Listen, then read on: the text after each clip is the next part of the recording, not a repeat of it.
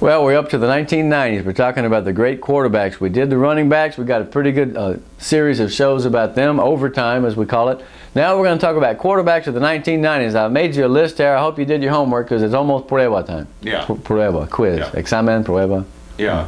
Now, Pasen la tarea. Go ahead. last week we talked about, Lupe from Yeah, from one of the Michigan. best, if not the best. Yeah. But there's some other guys. We're moving into the 90s. Moving in the 90s, and these are guys that I had a chance to see on a regular basis for the most part. And probably, I don't know, if you may have seen some of these guys on the video, certainly heard of some of the names. Yeah. The first one let's talk about is Hector Ayala from PSG. Well, the Bears had a great team in 1990. They went 3 deep. They almost beat San Antonio Marshall, 27-21.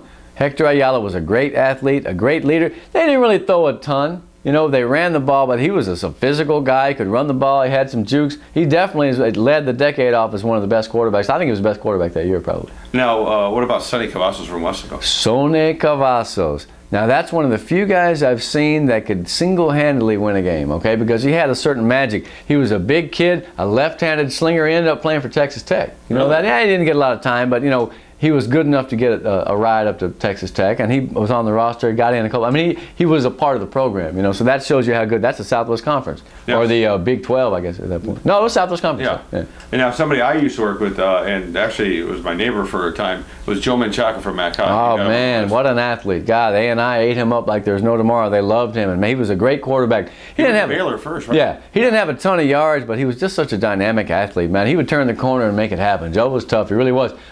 Going back to Sony for a second, I've seen him one game. I think they fell behind 17-0 to San Benito, right?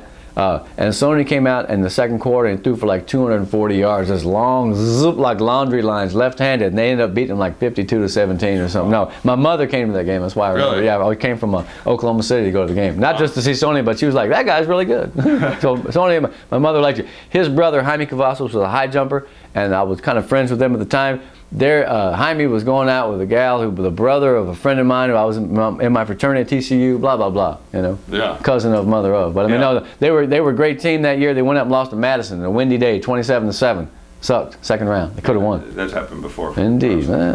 In 91 and 93, through 93, you have Victor Salceda. Victor Salceda was a great athlete. He made All-State. He was a great defensive back. He had 4,500 yards passing for Rio Hondo. That guy was legitimate. And let me tell you something, the dude could shoot the basketball too, man. He was one of the best all-around athletes of the time period. Victor Salceda, oh yeah. And Giat, was he part of the... Well, the reason Giat's there is that I wanted to circle back into the 80s. Now, we're talking about passers with a lot of yards. P.I. didn't throw the ball, but Donald Giat was an amazing player. You know, he had 17 interceptions in one season. He was All-State as a defensive back. He was a running quarterback. He could throw it when he wanted to. And talk about all-around athletes, all right? You'd think that the other guy I mentioned was good. Donald Giat still holds the all-time NCAA record for stolen bases in the season. Really? 107. Wow. 107 steals. That guy played in the pros. He went to the A's organization, and he crawled. He was a California League All-Star one year in Class A. No, Donald Giat was one of the best, and I forgot him, and it pained me for a week. I had to kind of bring him up and mention him again. So. All right. In 92, 94, you've got Ronnie Gonzalez from... Now, Ronnie Gonzalez was one of those guys. Athletically, you looked at him, he was kind of a skinny-looking kid, looked like a choir boy, but he was one of the smartest quarterbacks I ever saw. He knew that Y-stack offense of Tommy Roberts at San Benito. He ran it like in his sleep, man. He had 2,200 yards one year. He was just a very cerebral and smart quarterback who made few mistakes. The year before, they had a kid named Henry Cavazos. Now, you talk about kids who had some of the biggest arms in the history of the Valley. Henry was not terribly accurate. I'll have to be the first one to say, and so would he. Big number 7. But, man, he could throw that ball. He could throw the ball 80 yards in the air. I promise you, at least 70. I saw it. Him and a guy named Padilla. Joel Padilla was a receiver. He would just fly down the field and dude would just zow. I mean, like Presses, but he had a better arm. I promise you, Henry Cavazos had a better arm than Presses. I mean, yeah, I swear. Yeah. Brad Boyd from Harlingen. Man, he was a tough guy, man. He was like one of those SEC quarterbacks. He was a big kid, kind of burly, always almost had like a little scruff going. His dad was a coach at the time, and he was a heck of a player. Good basketball player too. Brad Boyd was excellent. Now somebody you forgot was Sammy Garza. I got to go back and get these guys in. I forgot. How could I forget? Giat and Sammy Garza, 2 of the top 10 quarterbacks in the history of the Valley. You know Sammy Garza, right? Ended up playing in the Canadian League and did a stint as a strike replacement player in '87.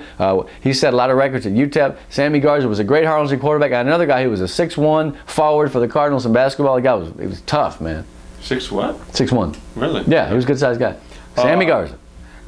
You've got David Estrada from PSA North. That was the birth of the Raiders, man. That was the first years the Raiders came in, 92, 93. That dude threw the ball around. North was fun to watch back then. Rivera was fun to watch when they came in first. So, yeah, Estrada had 2 big years. I mean, he had a lot of yards, man. They didn't win a ton, but, you know, he was one of the first great players of that program. And they still talk about him over there in FAR. Yeah, David Estrada. All right, and in Sherryland, I got to imagine you liked Xavier Rodriguez. Yeah, he was tough, man. Look, Sherryland, you know, they kept moving up the charts. They started in B, then they were 2, then they were 3. And they always seemed to kind of have to catch up with the level of the competition. But this guy had a bunch of yards, man. He was a good quarterback. Javier Rodriguez, they call him the X-Man, if I remember correctly. Yeah. Really? Now, Port Isabel in '94, you had Gabe Villarreal. Just like Guillat, 15 years before him, this guy, Gabe, man, was a big, tall, strapping stud of a kid, man. He was a linebacker that would just knock the decal off your helmet, and a quarterback who, you know, they didn't throw but 5 or 6 times a game, but he, just like PI quarterbacks, he would get that 1 or 2 completions, and he'd turn the ball up and run. He'd have 100 yards rushing, man. They went way deep in the playoffs that year. In fact, they might have even played Cuero that year. They might even play him again. Gabe Villarreal was one of the best two-way players that Port Isabel's ever had. Big kid. Love that kid. All right. Now, you got a quarterback that took South 3 deep in the playoffs at '95. Who was that? Gonzalo. Yeah, Gonzalo was tough, man, for Harlingen South. Look, you talk about what team has made it to the top quick enough, or quickest. These guys took them a couple of years in South. You know, it's 93, 94. By 95, they had a great season that year, and they had a lot of good athletes. A big line, and Gonzalo Gonzalez, I think, right? Mm-hmm. Yeah. Now, you know, that guy was something else. They always had good kickers and punters too. At South early on, that was Alex Leal as the coach of that team, and John Lerma and Alex Leal coached Harlingen South back in the day.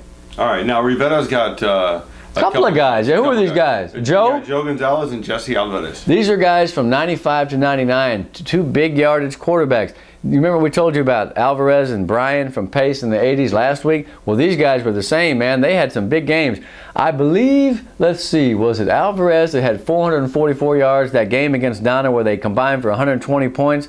Fred Garza for Donna had like 3-something. And a punt return for a touchdown. Alvarez had 444. Keeping stats on that game, they told me, made you have a cramp like this for a couple of weeks. You know, that was an amazing game.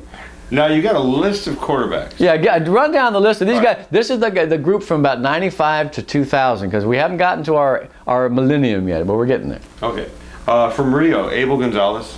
A winner. A winner. Abel Gonzalez took a program that had never been that great. He made them 3 deep in the playoffs that senior year, and boy, they surprised everybody, including beating Harlingen South. Yeah. For Rowe, you got Ronnie Flores. Ronnie Flores was a great athlete, man. I mean, he doesn't get mentioned a lot when you talk about great quarterbacks. The only time you see his name mentioned is when you get on the websites and the forums of guys that really remember the game. And see, the thing is, just because a guy had a lot of yards, that don't mean he was a great quarterback. There were some guys like Guillat and Gabe Villarreal and this cat, you know, they were great option quarterbacks. And we haven't exhausted the list, believe me. You're going to say, what about this guy? But these are representative of some of the guys who had other talents besides passing because of the scheme didn't call for them to pass. Yeah. You got Sky Cook from McAllen. That was a big boy, man. He was impressive. He had some big games at Sky Cook. He was a big, strong kid. It was a good name, too. Indeed. Joe Calderon from Westlaco. 1,800 yards one year. Westlaco's had a lot of good quarterbacks. He's not quite in the Sonny Cavazos league, but Calderon was good. Clarence Cruz from EHS. Man, Clarence Cruz was like Sonny Cavazos. He was a magical presence on the field, and he took a team that may or may not have stacked up talent-wise with some of the ones around the region and took them 4 deep right at the end of the millennium, man. Clarence Cruz was a magician, a great runner, a fine thrower, and he was one of those guys in the 4th quarter. Coach Velli used to tell me, don't worry, Clarence is going to do it. And he would tell Coach, he would say, I got it. I got this. And it wasn't false bravado. Clarence had magic, man. That guy was amazing. And now he's with the Land Sharks. Yeah, he was. I love the Land Sharks. People say, wow, they're semi-pro. Why wouldn't you want to see Old Valley players playing football? I thought it was great. I'm going to get out there, and it starts in the spring. But last year I kind of crapped out, and I had too much to do. But this year I'm going to go see those cats. Next one, you got Harlan's. You got Adrian Rubio. Adrian Rubio was a heck of an athlete. See, you could just take all the Harlingen quarterbacks, them and Sal, and there's like 8 or 10 of them that deserve to be in this top 100. Adrian Rubio was a smooth athlete, had a lot of yards. That was a very successful kid.